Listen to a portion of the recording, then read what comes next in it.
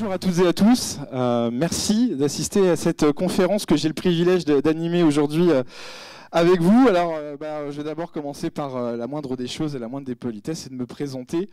Donc, je suis Olivier Cohn, je suis le délégué à l'emploi et à la formation au sein de Syntec Numérique. Donc, Syntec Numérique, qui est l'organisateur du Déclic aujourd'hui, et qui est donc la chambre patronale des entreprises de services numériques, d'édition de logiciels et d'entreprises de conseil en technologie. Et outre cette casquette de délégué à la formation au sein de Syntec, j'ai également le plaisir d'être le délégué aux études et à la recherche au sein de l'OPIEC. Alors l'OPIEC, derrière ce sigle un petit peu barbare, en fait, se cache l'Observatoire paritaire de l'informatique, de l'ingénierie, des études et du conseil. C'est un observatoire, comme son nom l'indique, qui est un observatoire attaché à notre branche professionnelle. Et dans notre branche professionnelle, nous avons donc 4 secteurs d'activité. Le numérique, que Syntec Numérique représente, l'ingénierie, les bureaux d'études et conseils et les entreprises d'événementiel. Et tout ceci, cette constellation de 4 secteurs très différents, constitue donc notre branche professionnelle. Et donc, comme son nom l'indique également, l'OPIEC, c'est un observatoire. Et ce qu'il doit observer en particulier, c'est l'évolution des métiers, des besoins en compétences, des besoins en recrutement, et donc des besoins en formation qu'on va pouvoir constater et analyser au sein de nos entreprises. Pour pouvoir, pour pouvoir identifier ces besoins, ce dont on dispose au sein de l'OPIEC, ce sont de moyens qui nous permettent de commander et de piloter des études plutôt prospectives sur l'évolution des métiers et des compétences, que ce soit en lien au numérique pour ce qui nous concerne, mais ça peut également toucher d'autres métiers de la branche, comme je vous en parlais, l'ingénierie, l'événementiel ou autre. Donc on publie régulièrement, tout au long de l'année, de manière gratuite, libre d'accès, publié sur le site de notre opérateur qui est le FAFIEC, des études. Je pourrais vous citer parmi les dernières qui ont été réalisées, des études sur l'évolution des besoins en compétences et en formation dans le Big Data et le Cloud Computing, qu'on a publié au mois de décembre 2015. Une autre étude sur les causes du déficit d'attractivité des métiers du numérique pour les publics féminins, qu'on a publié en mars 2016, et très prochainement, d'ici la fin du mois de novembre, une étude sur les besoins en compétences et en formation auprès des éditeurs de logiciels. Donc là encore, des études que vous pourrez télécharger gratuitement et librement à partir du site du FAFIEC. Je vous invite d'ores et déjà à aller sur ce site. Vous avez un espace OPIEC où vous pouvez déjà consulter toutes les études récentes que nous avons réalisées et mises en ligne à cet effet-là.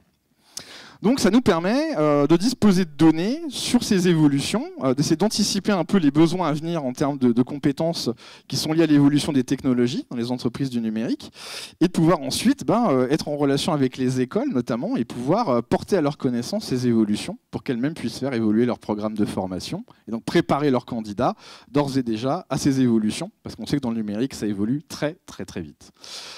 Mais on n'a pas voulu s'arrêter à ça, parce qu'une étude, ça prend des mois à réaliser, c'est figé, c'est gravé dans le marbre, c'est du papier, une fois que c'est rédigé, ça ne bouge plus. Nous, ce qu'on voulait, comme je le disais à l'instant, c'est pouvoir analyser beaucoup plus rapidement et en temps réel l'évolution des besoins et du marché du travail dans le numérique. Et pour ça, on s'est dit, mais est-ce qu'on ne pourrait pas exploiter les technologies du Big Data, puisque tout le monde en parle aujourd'hui, et que le Big Data, en fait, ça consiste juste à pouvoir exploiter et manipuler des bases de données de plus en plus importantes en termes justement d'informations qui y sont présentes, et pouvoir utiliser le big data non pas sur des données marketing, commerciales et données personnelles qu'on a l'habitude d'utiliser dans ces domaines-là, mais plutôt d'aller se servir du big data pour aller regarder ce qu'il y a dans les offres d'emploi que déposent les entreprises en ligne. Aujourd'hui, vous n'avez pas une seule offre d'emploi, pas une seule annonce qui ne passe pas par Internet. Monster, Region Job, l'APEC, Pôle emploi sont les 4 principaux prescripteurs d'offres d'emploi en France sur Internet. Donc des offres d'emploi qui sont consultables en ligne. Et nous, on s'est dit, il faudrait qu'on fasse appel à un prestataire qui soit spécialiste du Big Data, mais qui soit aussi partenaire de ces sites de prescription d'offres d'emploi. Et donc on a lancé un appel d'offres, parce qu'on ne sélectionne pas les partenaires au niveau de l'OPIEC sur simple décision, sur un coup de tête. Il faut qu'on fasse un appel d'offres, un cahier des charges. Et notre choix s'est porté sur un prestataire qui s'appelle Jobijoba. Alors Jobijoba, est-ce qu'à part une chanson des Gypsy Kings, ça vous dit quelque chose ? Est-ce que vous avez déjà entendu parler? Est-ce que vous avez peut-être vu dans le métro des affiches, des campagnes de communication, des 4x3, où on vous dit que votre job vous attend? Jobijoba, en fait, c'est un agrégateur d'offres d'emploi. C'est également un site internet sur lequel vous allez pouvoir trouver, en fonction de vos aspirations, de votre profil, des offres d'emploi qui vont vous correspondre. Et il se trouve que Jobijoba, c'est aussi un spécialiste du big data. Et pour couronner le tout, si ça ne suffisait pas, Jobijoba a un partenariat officiel avec les 4 sites dont je vous parlais tout à l'heure, Pôle emploi, l'APEC, Monster et Région Job. Donc grâce à Jobijoba, l'OPIEC est en mesure de capter 99% des offres d'emploi qui sont publiées par les entreprises de la branche, et donc en particulier les entreprises du numérique, et de pouvoir surtout analyser ce qu'il y a d'écrit dedans. Donc ça va pouvoir nous permettre de savoir sur quel niveau de formation elles recrutent, sur quel type de profil, et surtout sur quel métier. Donc ce qu'on a souhaité avoir, c'est pas garder cette information pour nous, c'est au contraire c'est de la rendre disponible et accessible à tout à chacun. Et donc on a créé un site internet dont vous aurez l'adresse juste à la fin de cette présentation et que je vous invite vraiment à aller parcourir parce qu'il est gratuit et anonyme. Un site internet qui s'appelle l'Observatoire dynamique des métiers de la branche. Alors dynamique, pourquoi? Parce qu'il va pouvoir analyser quasiment en temps réel, alors c'est pas exactement en temps réel, mais c'est des données qui sont actualisées chaque mois, les offres d'emploi qui sont déposées sur l'ensemble du territoire par les entreprises du numérique. Et pouvoir vous dire, encore une fois, ce qu'il y a dedans. Ça, c'est très important pour des personnes en recherche d'emploi ou en recherche d'orientation professionnelle. La commande qu'on a passée à Jobijoba, c'est que le site devait pouvoir s'adresser à 5 types de populations. Si on est comme moi, ou comme les membres de l'OPIEC, membres de la branche, membres de ce qu'on appelle les instances paritaires, ou plus largement ce qu'on appelle dans les médias et communément les partenaires sociaux. Ces données nous intéressent énormément, comme je vous le disais, parce qu'elles nous permettent de détecter les tendances à court et moyen terme sur le marché du travail, et elles nous permettent surtout d'adapter la politique de formation au niveau de la branche pour aider les salariés et les entreprises à s'adapter aux évolutions technologiques qui sont chaque fois plus importantes. C'est également les institutionnels qui travaillent dans les conseils régionaux, dans les directs, dans les pôles de compétitivité, au sein des agences Pôle emploi, pour leur donner une vraie visibilité sur les profils sur lesquels les entreprises recrutent le plus. C'est pouvoir les aider également dans les politiques régionales de formation. Je pense qu'il n'a pas échappé que dans l'actualité, notamment sous l'égide du président de la République, il y a des ambitieux plans de formation pour les demandeurs d'emploi. On a parlé d'abord d'un plan 500 000 chômeurs, maintenant on parle d'un plan 1 million de chômeurs. Pour nous, ce qui est important, c'est pas tant de former les demandeurs d'emploi que de leur faire retrouver un travail. Et encore une fois, notre site internet, il est là non seulement pour dire sur quelle formation on va pouvoir aller se former, donc qu'est-ce qu'on peut aller trouver en fonction de son lieu d'habitation, mais c'est également si ces formations sont bien en adéquation avec les besoins en recrutement de nos employeurs. Donc ça permet d'être beaucoup plus efficace dans les politiques d'emploi et de formation, que ce soit au niveau national ou régional. Alors bien sûr, ça s'adresse aux entreprises également, parce que les entreprises vont pouvoir regarder sur quel type de public ces concurrents recrutent, quels sont les types de profils qu'il y a sur le marché du travail, et de pouvoir adapter elles-mêmes ces propositions en fonction des candidats qu'elles vont pouvoir trouver sur le marché. Si je suis salarié, ça me permet de savoir, ce site, encore une fois, cet observatoire dynamique, qui me permet de regarder quelle est l'évolution aujourd'hui des technologies, des compétences demandées sur le métier que j'occupe, mais également de pouvoir me projeter dans le temps et de pouvoir me dire quelle évolution professionnelle pour moi. Je suis peut-être développeur maintenant, mais comment je peux faire pour devenir chef de projet? Ou si j'ai envie de changer complètement et de me reconvertir en lien avec les métiers du numérique. Et enfin, si je suis étudiant, de la même manière, je vais avoir une visibilité sur aujourd'hui quel est le marché de l'emploi et sur quel type de profil en particulier les entreprises recrutent. Est-ce que la formation que j'envisage de faire correspond vraiment aux besoins de recrutement des entreprises? Et en tant qu'école, ces données-là me permettent aussi de regarder si mes contenus de programmes de formation sont en conformité avec les profils les plus recherchés par les entreprises. Ce qu'on veut vraiment à travers de ce site, c'est donc bien essayer d'apporter de l'information nécessaire pour rendre le marché du travail beaucoup plus dynamique, beaucoup plus efficace et beaucoup plus sécurisé, que ce soit pour les entreprises ou les salariés. Alors, ce site vous permettra d'avoir accès à des données qui sont divisées en 4 grandes thématiques. Et ce sont des données, c'est des thématiques que vous retrouvez inscrites sur l'écran, auxquelles vous allez pouvoir accéder non seulement à l'échelon national, donc pour l'ensemble du territoire français, mais là où ça devient vraiment intéressant, c'est que vous pouvez également y accéder en fonction de votre région d'habitation. C'est-à-dire que c'est des données dont on dispose aujourd'hui, quelle que soit votre région. Et vous pouvez avoir accès aux données pour l'Île-de-France, pour les Hauts-de-France, pour l'Occitanie, pour le Grand Est. Toutes ces nouvelles grandes régions qui sont constituées suite à la réforme territoriale et qui nous permettent du coup d'affiner aujourd'hui les besoins en recrutement en fonction de la région. Parce que quand on parle de besoin de recrutement à l'échelle nationale, ce qui est intéressant, c'est d'aller voir plus précisément dans quel territoire, dans quel bassin d'emploi, dans quelle région. Donc vous aurez accès, outre des données très générales sur le contexte et la conjoncture économique du secteur, en voyant l'évolution du taux de chômage, l'évolution du chiffre d'affaires des entreprises, leur indice de confiance, qui est capital, cet indice de confiance, ça permet de mesurer l'investissement que sont prêtes à réaliser les entreprises d'une année sur l'autre. Ça vous permet également d'avoir accès au nombre de salariés dans la branche et quelle est leur répartition par type d'activité, combien on a de salariés dans les entreprises de services numériques, combien chez les éditeurs de logiciels, combien dans les entreprises de conseil en technologie. Mais si je suis candidat, si je suis un particulier, ce qui m'intéressera le plus, c'est de pouvoir encore avoir accès au contenu des offres d'emploi, et de pouvoir répondre à des questions telles que quels sont les métiers aujourd'hui qui sont en croissance. C'est-à-dire par rapport à un point de départ, puisque notre site est quand même assez jeune, on l'a mis en ligne au mois de février. Donc mettons que par rapport au mois de février, est-ce qu'on a une progression sur certains types de métiers quand on regarde maintenant à la date du 18 octobre 2016 ? Est-ce que par exemple sur le métier de développeur, le fort besoin en recrutement se confirme ? Alors moi je connais les chiffres, je peux vous dire que oui, évidemment, ça se confirme. Mais à contrario, est-ce qu'il n'y a pas des métiers qui sont un petit peu plus sous un effet de mode, où on peut avoir un besoin de recrutement à un moment donné, mais il ne se confirme pas dans le temps, et il apparaît plutôt en décroissance. Et ça, c'est des questions quand on est encore une fois un étudiant ou quelqu'un en recherche d'emploi qui sont primordiales de disposer. Il faut pouvoir savoir, encore une fois, si l'orientation ou la reconversion que j'envisage de faire peut être couronnée de succès. Et là encore, rien de mieux que la réalité froide des chiffres pour nous confirmer ou nous infirmer ce qu'on projette de faire. Donc ça nous permet également là-dessus de voir sur quel type de contrat les entreprises vont recruter. Est-ce qu'on est sur du CDI, du CDD ?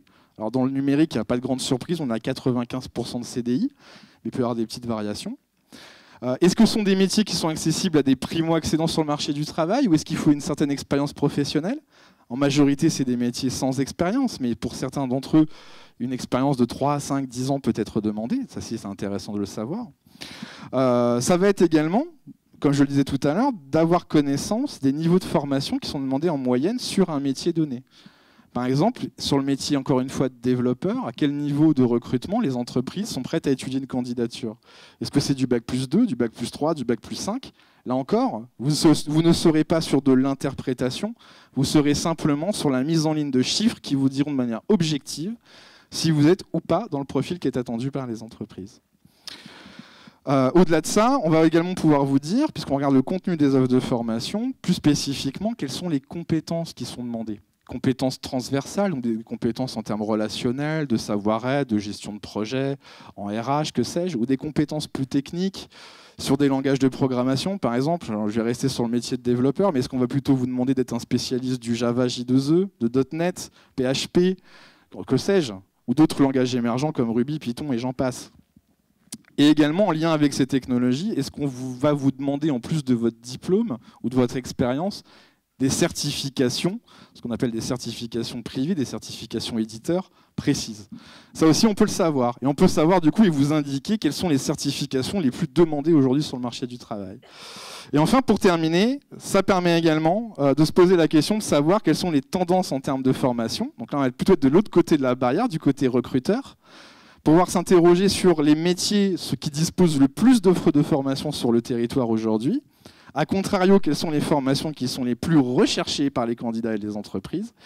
Et ça nous permettra également de savoir, par région, par territoire, chaque année, combien d'étudiants sortent des cursus de formation au niveau des écoles, des universités ou des écoles d'ingénieurs. Donc toutes ces données-là, elles sont accessibles, comme je vous le disais, anonymement, gratuitement et à loisir, à partir d'une seule et même adresse que vous avez ici, observatoire-métier au pluriel.opiec. Alors j'insiste, OPIEC, c'est avec 2 I et 1 E. C'est Observatoire Paritaire Informatique, Ingénierie, Études et Conseils.fr. N'hésitez pas à vous y rendre dès maintenant, surtout qu'on continue de développer ce site. Ce n'est pas un outil figé, le Big Data n'est pas une technologie figée. Ça nous permet d'évoluer constamment, d'améliorer le dispositif. Et quand je vous disais qu'aujourd'hui on a accès à des données de niveau national et régional, très bientôt, sur 2017, on vous permettra également de descendre aussi finement qu'à l'échelle de la commune. C'est-à-dire que vous habitez Roubaix, vous pourrez cliquer zone d'emploi de Roubaix et avoir accès aux données de l'emploi et de la formation spécifiquement sur votre ville. Voilà, c'est des choses, c'est des, comment dirais-je, des onglets qu'on a déjà développés. Pour le moment, il manque encore le contenu. Parce que comme je vous le disais, c'est un site jeune, il remonte au mois de février, donc il faut quand même laisser le temps de pouvoir collecter de l'information nécessaire et de pouvoir derrière la traiter, de la mettre en ligne pour que ça vous soit le plus utile possible. En tout cas, c'est l'objectif, peut-être un peu déraisonnable, mais c'est celui qu'on s'est fixé au sein de la branche et au sein de l'OPIEC. Voilà pour cette succincte présentation, j'espère que je suis resté dans les clous. Je pense même que j'ai encore un petit peu de temps, je crois que j'ai 4 minutes précisément pour répondre à d'éventuelles questions si vous en avez. Toujours dur de lancer la première question, mais je vois un bras qui se lève, je suis désolé, je suis aveuglé par la lumière. Mais je vous ai vu, monsieur, ou madame, je ne sais pas. Madame, voilà, je fais toujours la bêtise. Je suis navré, je ne vous vois pas du tout. De loin, il n'y a pas de problème. Juste, est-ce que vous allez aussi avoir des informations sur l'évolution justement rapide et les offres en termes de formation courte? Parce qu'il y a certains métiers comme le test de logiciel ou autre où la demande augmente, varie et il n'y a pas besoin de formation intégrée à un parcours long de type Bac+5, Bac+3, tout ça. Totalement. Formation courte, formation en ligne, tout ça, toutes les offres difficiles à... Merci pour cette précision, parce que c'est vrai que je suis allé un peu vite et j'ai parlé de formation sans préciser. Et ça, comme je le rattache aussi à des informations qui sont liées au niveau d'études, on peut penser que c'est que de la formation initiale.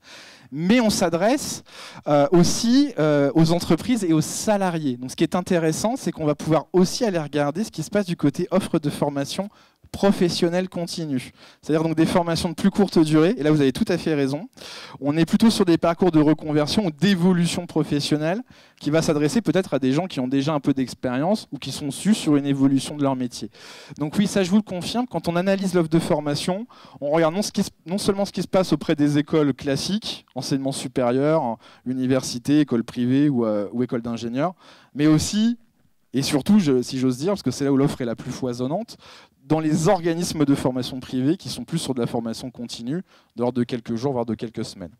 Ça, c'est tout à fait possible et c'est déjà en fait en ligne et vous pouvez déjà le consulter.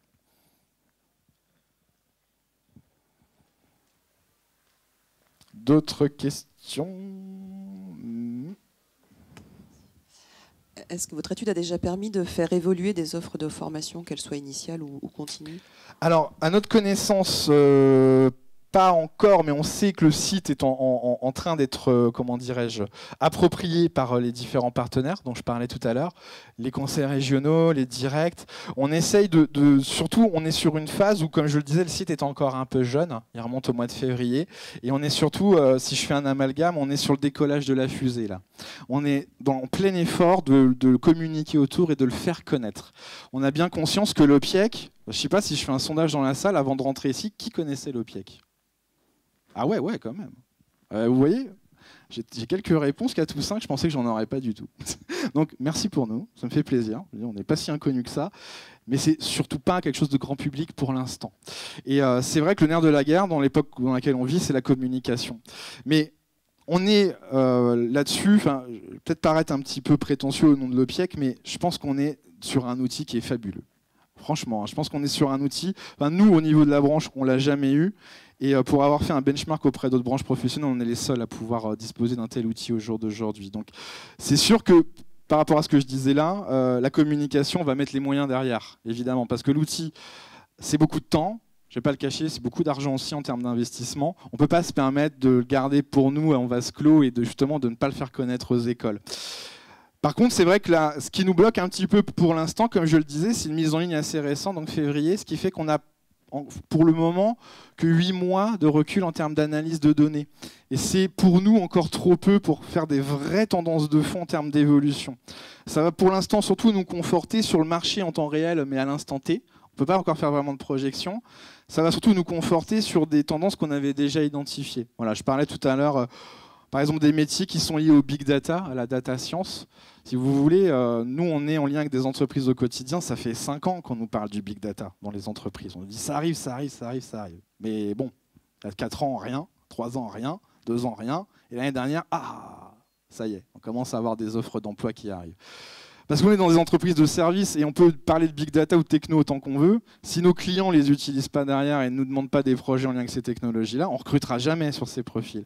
Et le big data, le coup d'envoi, il a été donné l'année dernière, en début d'année, sur le marché du travail. Là, on a commencé à voir exploser des offres d'emploi, de data scientists, d'analyse de données, de data miners.